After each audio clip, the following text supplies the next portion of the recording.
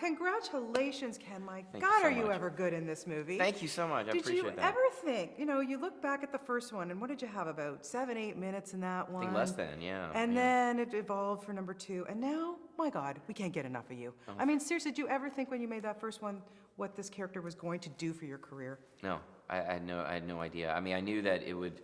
I knew this was like the funniest film I was a part of. I remember thinking that, but I didn't know. I was like, this. I remember telling my wife, I think it's the funniest movie I've ever been a part of. I hope people see it. That was my exact words, and boy, did people see it. So it really, it just, it launched my career. Every bit of success I've had in the last 4 years is solely due to The Hangover. And no, I mean, to have an expanded part like this in the third one, I honestly don't think it could get any better than this for me. What do you think it is about Mr. Chow that people love? I think he's a likable. He's kind of in that pantheon of being a likable villain. He's a villain with a sense of humor. That, he's a villain that always, he's always good to take, one time a day just to laugh at something. So when Alan falls out of the car, he's like, "Fat guy fall down, so funny." So that's when we're about to kill a guy, and then he's always taking the time, to have a laugh because it's very important for your mental health. Yeah, exactly. Very important. I Very agree. important, I agree, Ken. Yeah. Is there anything, whenever you get a script from Todd Phillips and you read it through, is there anything other than laughing your head off, like go, okay, really? Like, really? We're going to do that? No, because I have this, I think deep down I have this love of mayhem and chaos, just like Todd does. I think that's the one shared, trait that we both have. Like we both don't mind going there, just in terms of comedy, and his sensibilities I really respond to. And no, I really, I love that Chow's the devil. Chow's basically the devil. I mean, the Wolfpack does a deal with the devil. I mean, that's kind of the whole metaphor of the three movies. And for them to move on with their lives, they have to dance with this guy, one more time. And just when you think the devil's gone, think again, that kind of vibe. Yeah, he keeps creeping up. He really keeps does. creeping up. You Yeah. never get rid of this stuff. I'm a roach. You think? After atomic testing, I just keep coming back. I agree. I think you need your own spin-off. Oh, From Your Mouth to God's Ears, I would love to do a Chow spinoff. That would be awesome. That would be, Chow's the greatest character I've ever played. It's my favorite character I've ever played. I would love to do anything as Mr. Chow, to be honest. Do you get to, give a lot to your own character? I know everything's written on the page, and Todd's such a great writer and everything, but how much does he let you guys, Well, for put in your starters, own? it was my idea to be naked in the movie, so that was when I pitched that idea to him, I said, "You think I could be naked? And I think it'd be funny if I'm naked in the movie." And Todd's like, "You don't have to tell me twice." That's his voice. You don't have to tell me twice. And literally within a half an hour, I had to sign a nudity waiver just in case I wouldn't change my mind. He was just nervous I would change my mind, which I didn't. So that to me, says it all about Todd, where he's very collaborative yet very specific. So he's a really good blend of being like a good coach, but also being open to ideas. He hits that balance just right. There's got to be a shorthand with all of you now. Yes, that's what I love about. This is why these guys are my favorite people to work with, because they're all just really egoless and very easy to work with and very collaborative. And we have a shorthand. We don't even have to talk to each other. We can just, I know where these guys are. I have a sense, at least, of where these guys are going to go during a scene. No one has to spell that out for me, and that's what I'm going to really miss about the Hangover franchise for me is missing that kind of amazing work environment. It really is my favorite people I've ever worked with. You work with so many funny people, whether it's this, whether it's Community. I mean, what is your secret to keeping a straight face? How do you not break into laughter?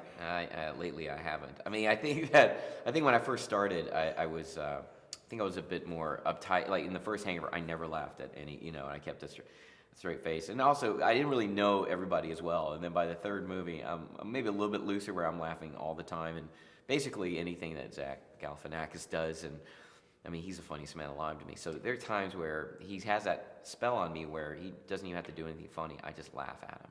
I just laugh all the time, and it just it's bad. It's bad because the day goes by longer, so I have to really contain myself. So that's been the really challenge this time around, is just not laughing too much, because I'm just having so much fun. And part of me is, I'm probably laughing so much because I can't believe we're doing this.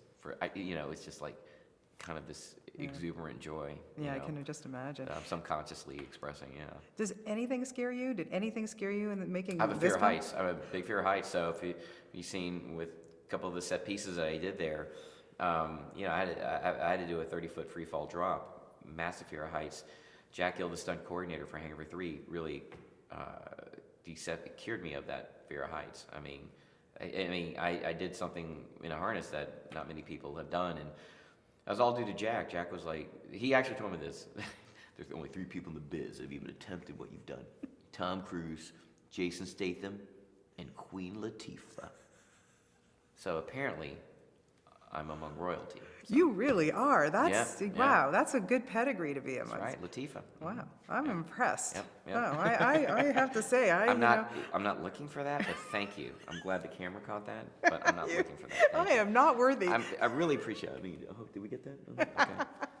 Okay. Congratulations. Oh, thank I you. hear the community has been renewed. Yes, thank How you. awesome is that? It was.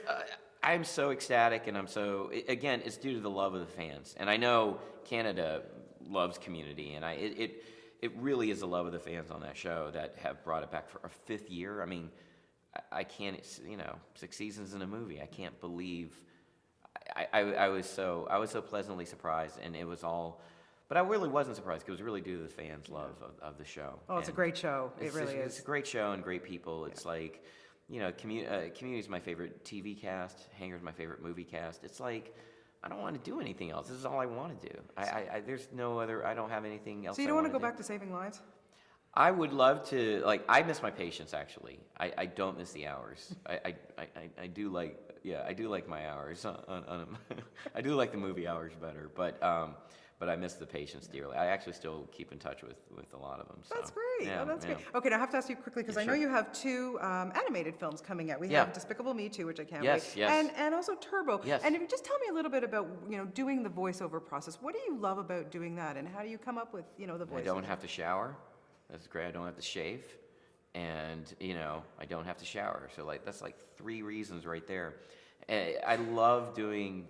I'm getting into animated voiceover.